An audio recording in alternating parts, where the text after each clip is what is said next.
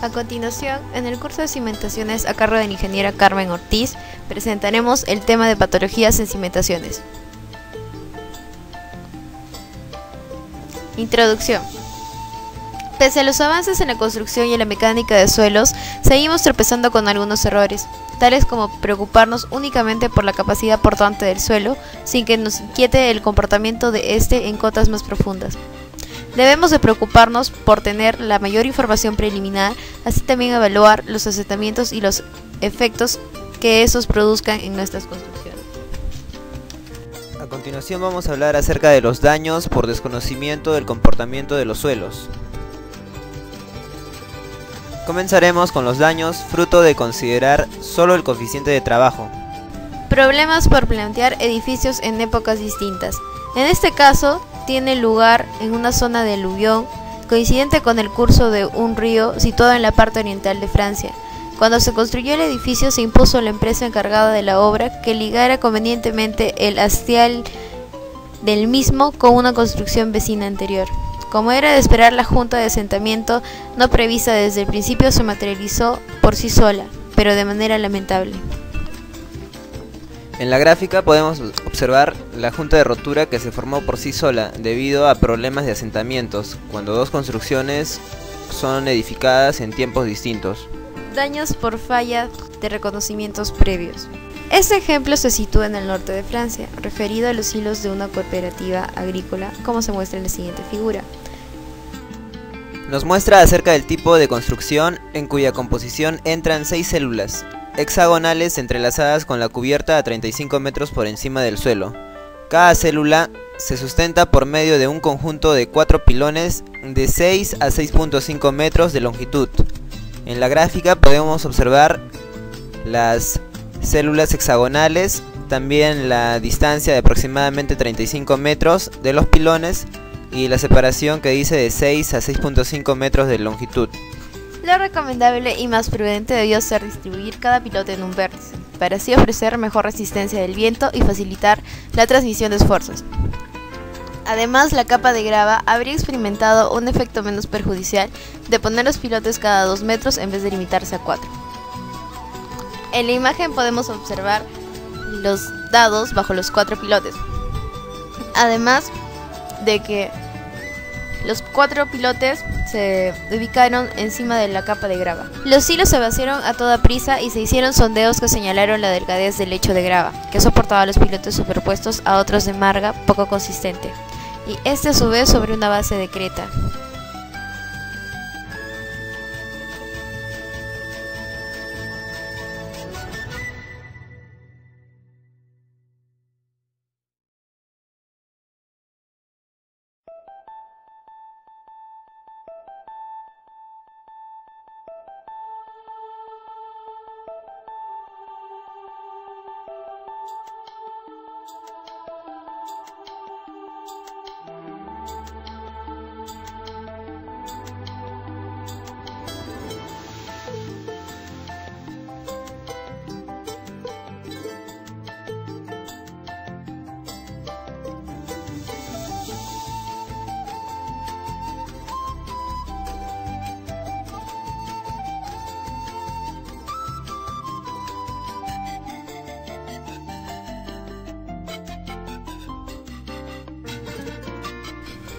Daños frutos de considerar solo el coeficiente de trabajo. Bueno, en este tema vamos a abarcar 2 ejemplos. Comenzaremos con el ejemplo número 1.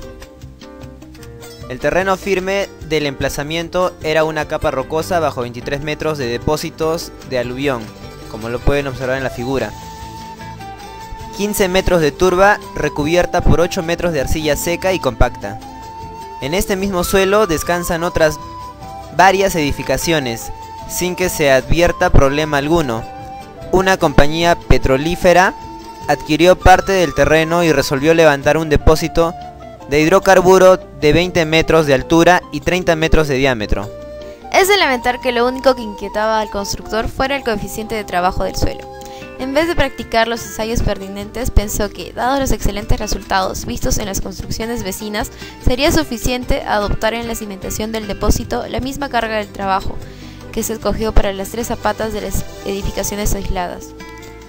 En la imagen podemos observar que el terreno se construyó con el mismo coeficiente de trabajo. Un depósito de hidrocarburos se asentó 1 metro.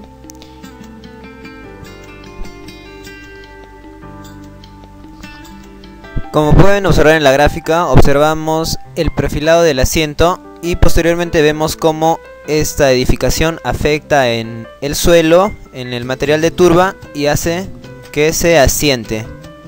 Como ya se explicó en el ejemplo, se asienta 1 metro. Daños fruto de considerar solo el coeficiente de trabajo. Segundo ejemplo. La descripción del problema sería: la construcción era un pequeño edificio con 8 viviendas, compuesto por un sótano, planta baja y 3 pisos. Sus dimensiones en planta eran aproximadamente de 19.5 por 9 metros. El remate era de piedra. Las fachadas de bloque de hormigón y revocadas. Existía un desnivel de una planta entre la fachada anterior, donde la planta baja estaba al nivel de la calle, y la posterior. Los muros de cerramiento tenían alrededor de 14 metros de alto. En la imagen podemos observar el nivel del agua, el antiguo relleno muy blando de arcilla y el terreno firme. Continuando con la descripción, tenemos la ubicación de este edificio coincidía con el de unas zanjas de profundidad nada despreciado que corría a lo largo de las murallas de la ciudad antigua.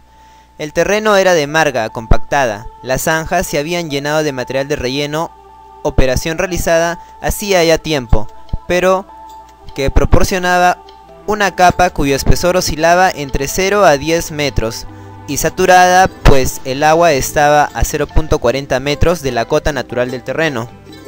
Como lo pueden observar en la gráfica, tenemos el nivel del agua, los 8 metros aproximados entre la edificación con el terreno firme. También vemos que esta superficie era de relleno muy blando de arcilla y antiguos fosos de recinto de la ciudad. Este edificio, con cimentación de relleno blando de espesor variable, experimentó un desplome de 79 centímetros antes de su demolición. Tal valor condujo a adoptar una cimentación por zampeado a base de una losa de hormigón armado de 0.18 metros, reforzada con armaduras entrecruzadas meses después de la abertura de zanjas. Con la obra de buen ritmo y recién hecho el forjado de la primera planta, se apreció un desplome de 10 centímetros.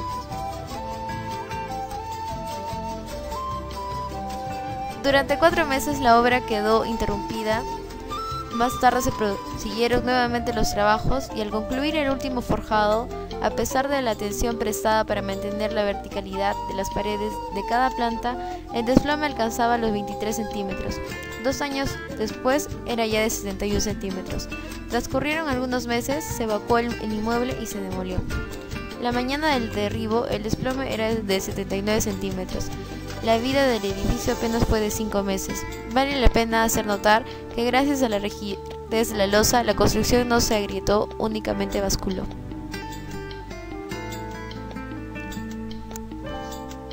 Podemos observar en la primera gráfica, entre la primera y la segunda planta, se aprecia el desconchado del revoque que se empleó para contrarrestar el desplome de la fachada. Y en la segunda gráfica, la flecha vertical indica el desplome.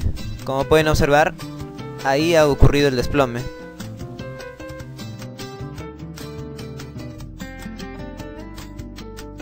Este tipo de grietas se manifiestan cuando el terreno que se encuentra bajo sus casas desciende, porque se ha modificado el equilibrio tras el mismo y la cimentación. Se trata de un equilibrio fundamental que garantiza la estabilidad y seguridad del edificio en el tiempo. ¿Pero por qué se modifica el equilibrio entre el terreno y la cimentación de la casa? El terreno está constituido por 3 partes, una sólida, una líquida y una gaseosa. A veces, naturalmente o por acción del hombre, una de estas partes sufre una variación anómala y por tanto el equilibrio puede romperse. Por ejemplo, largos periodos de sequía que alternan con copiosas lluvias, o cuantiosas pérdidas de la red de alcantarillado modifican la estructura del terreno y pueden conllevar a un asentamiento. Si un terreno es arcilloso, se comporta como una esponja. Inicialmente absorbe grandes cantidades de agua y aumenta de volumen. Posteriormente, en un periodo de sequía, en un verano cálido, el agua evapora y el volumen del terreno disminuye, creando al interno del mismo huecos.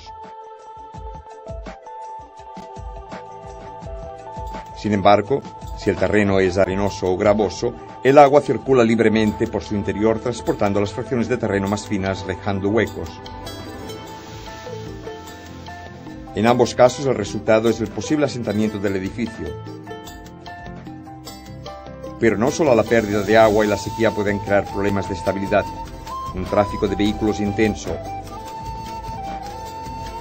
obras y excavaciones en las proximidades, el crecimiento de raíces de árboles de alto fuste y sobre todo cualquier tipo de alteración de la cimentación puede provocar que se manifieste el asentamiento. Bueno, eso sería todo. Muchas gracias.